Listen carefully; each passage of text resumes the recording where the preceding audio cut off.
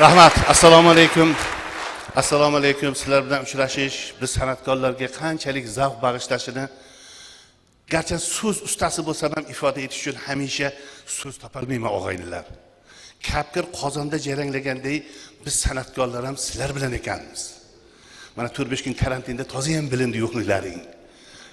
Shu men o'zim umuman boru doim o'zimni muxlis oldida bir qarzdor hisoblab yuradigan san'atkorman aka.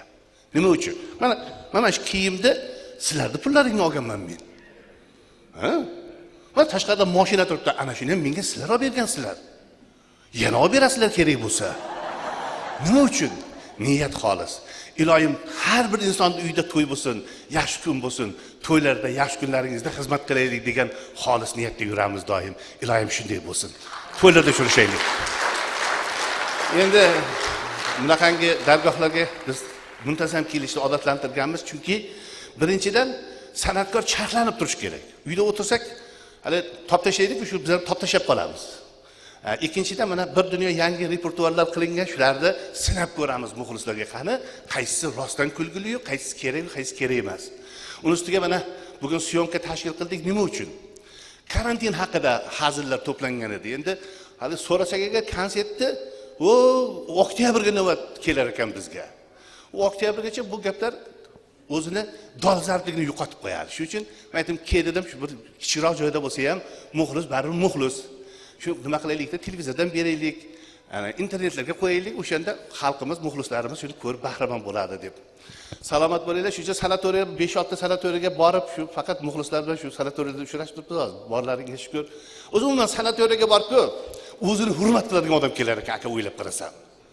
Rostda biz bir 10 yildan oshib qoldi, sherigim bilan bir dorini reklama qiluvdik, Abdel Total degan Hindistondagi.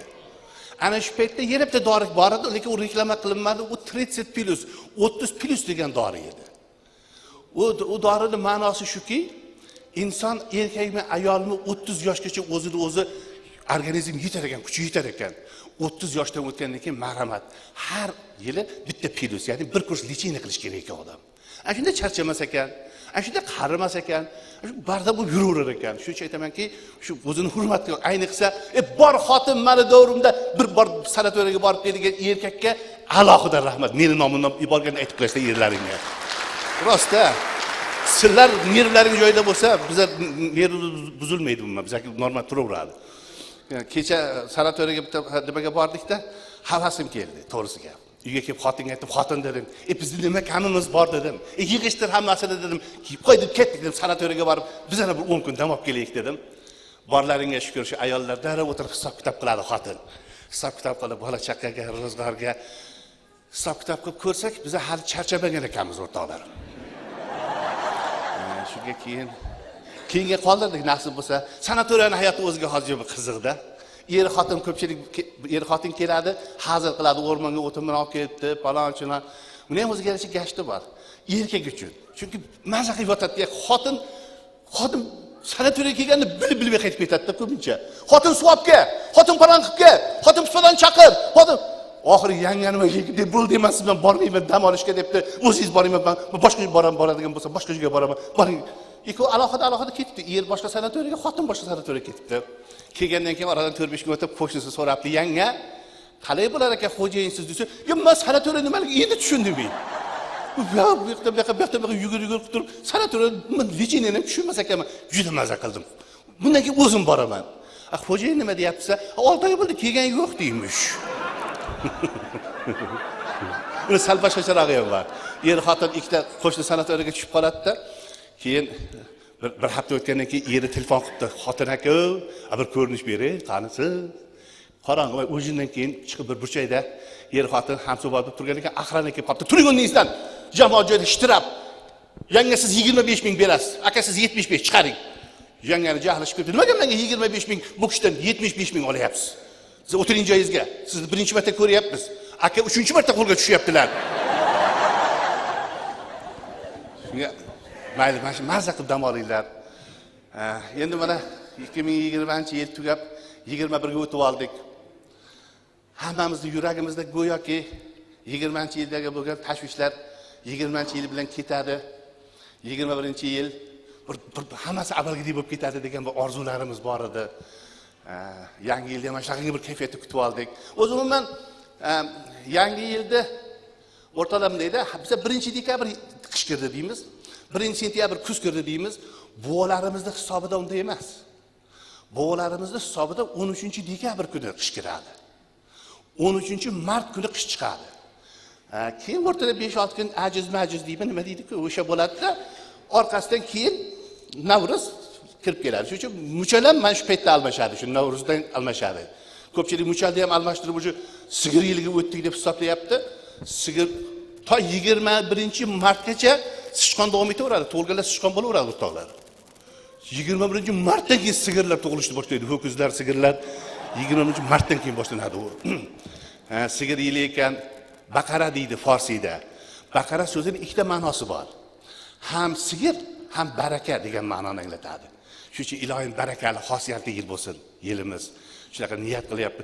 Endi mana shu gaplarni internetlarga qo'ysam, xalqimiz juda ijodkorda. Bir bola kommentariy yozibdi. Sichqon yilida sichqondek kemirishdi. Endi sigir yilda sigir qilib sog'masa bo'ldi deydi. Qarang, topa qoldik-ku. Bayram zo'r bo'ldi bu yil. Bir boshqacha bir kayfiyatda bayram, chunki zirik ko'dik deb o'tirib. Lekin bayramda baribir borki, ayollar sizlar bayram qilasizlar. Bayramda bayram qiladigan akalar ayol. Erkaklarga farqi yo'q. Tamom bayram tugadi shunday. Ayollar dasturxonlar qilib, ayollar haligi nimalar, salatlar qilib, eri yurganimiz hovlining o'rtasida, tursuk maykada bo'yinboq galstuk olgan emish. Va bu nima yurish? Ustingizga bir narsa kiysangiz bo'lmaydimi desa, hech kim yo'q debdi. Bo'yinga bo'yinboqni galstuk nima bog'lab oldingiz desa, bitta yerda kelib qolsa-chi deymish. Shuning uchun baxtimizga ayollar salomon bo'linglar. Karantin davriga qiziq bo'ldi endi. Eng bilasizlarmi, men nimadan qiynaldim? Karantin. Endi qishloqlarda ancha bemalol bo'ldi, xabarimiz bor. O'zimiz ham qishloqdan chiqqanmiz, bilamiz. Shaharda qamoqda o'tirgandek o'tirdik-ku. Eng qiyini akalar, sizlarga bilmadimmi? Men o'zimda bo'lganda aytayapman. 24 soat uyda xotin bilan o'tirish yomon qiyin ekan. Bunday qarasang ham xotin, bu yoqqa qarasang ham xotinda. Endi shu bekarga xalq aytmas ekanda, eri xotin qo'shib o'kiz deb. Bular bo'lmasa shoxlashib ketaver ekanda. Xotinning sabri 5 kunga yetdi. 6-kun qarasa o'zi ko'zi ola-kula qilish boshladi. Sirrazi yo'lni o'ylab topdim aka. Ijodkor odam topamizda. Kunduzi men uxladim, xotin kechasi uxladi, vobshe uchrashmadik aka. O'tib ketdi karantin shu bilan. Endi karantinda hammamiz haligi birinchi marta bo'lganimiz uchun hayotida hammamiz yomon ko'z bilan ko'rdik karantinda. Haqiqatda yomon ekan. Lekin o'rtoqlar, yaxshi tomoni ham bo'ldi karantinda. To'g'risida, bu har asrda 20-yilida bo'lgan ekan. 1820-yil ispanskiy lixoradka bo'lgan ekan. 50 million odam o'lgan ekan. Meditsinani sog'liq saqlashda uncha nimasi bo'lmaganda. 1920-yil ruskiy bir bola bo'lgan ekan. Endi mana bu koronavirus bo'ldi. Lekin yaxshi tomoni ham bo'ldi. Men qaysi statistikani ko'rdim. Aka, 9 oy, yanvardan sentyabrgacha 873.146 ta chaqaloq tug'ilibdi O'zbekistonda. Men bilasizmi nimadan faxrlandim? 101.046 ta bilan Samarqand birinchi o'rinda ekan. Samarqand. Lekin buni karantinga aloqasi yo'q bu 800 nimani. Karantin qachon bo'ldi? Mart oxirida, aprel, may, iyun, iyul, avgust, sentyabr, oktyabr, noyabr. Mana endi karantinda hosil yig'ilyapti hozir mana. Agar vaqtni akalar bekor o'tkazmagan bo'lsalaringiz, yana 1 million qo'shib tashlaymiz, kerak bo'lsa. Ya rosta 34 million ekanmiz hali. Mana chiroqlar odamcha terlatadi-da. Sal uzoqroqdan qo'ymabsizlar-da buni. Menga uryapti issiqlik. Keyin Afg'oniston esimizni tanigandan beri urush ana yerda. 50 million aholisi bor ekan. Qarang, bizlar endi 34 million bo'libmiz. Bir 50 million bo'laylik bizlar ham. Bir 100 million bo'lib ketaylik bizlar ham. Sig'may ketaylik hamma joyga.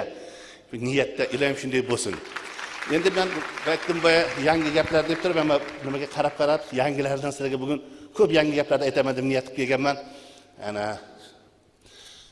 karantin paytida endi bekor o'tirmadik, ijod qildik. internetlarga ko'rganlar bordir hali. Maskani taqib olib turib, detskiy maskani taqib oldim-da aka. Keyin aytdim-da, hurmatli maska chiqaradiganlar, buni sal epini uzun qilinglar, bo'lmasa karantin tugaguncha hamma shalpan quloq bo'lib qoladi. Ko'rding? Endi maska chiqaradigan munus qo'y, munus telefon qiladi. Munus qo'y, munus telefon. Bilaman, hazillashdim, bir baloq qilib tushuntirdim. Undan keyin yana bir narsa tarqadi. Eslaringizda bo'lsa, hali 1 milliondan yordam puli chiqdi-ku. Mahalla reislari 1 millionga qo'l qo'ydirib 700 ming, 600 ming berdi-ku. Eslaringizmi? Keyin hakariga dorilar qimmat bo'lib ketdi. O'zi 40 ming so'm turar ekan, ana Arbidol degan dori 40 ming so'm turar ekan o'zi. 400-500 mingga chiqib ketsa deng. Alam qiladigan joyi umuman bu nafi yo'q ekan bu kasalga buni.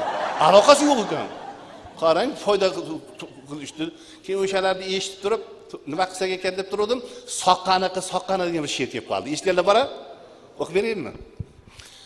El yurtda to'polon, kasal qani, soqqani. Sen bularga chalg'ima, soqqani qiz, soqqani. Rostdir emas, hech yolg'on, soyni soyga oqqani. El dardi senga bayram. Soqqani qiz, soqqani.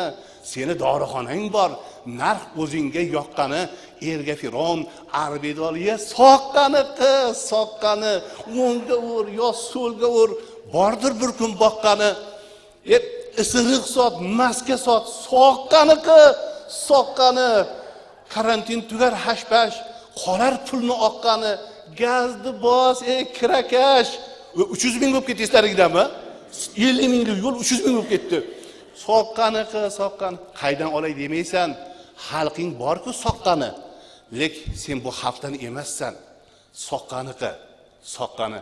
Senga ham bordir bir kun Xudoni bir boqqani.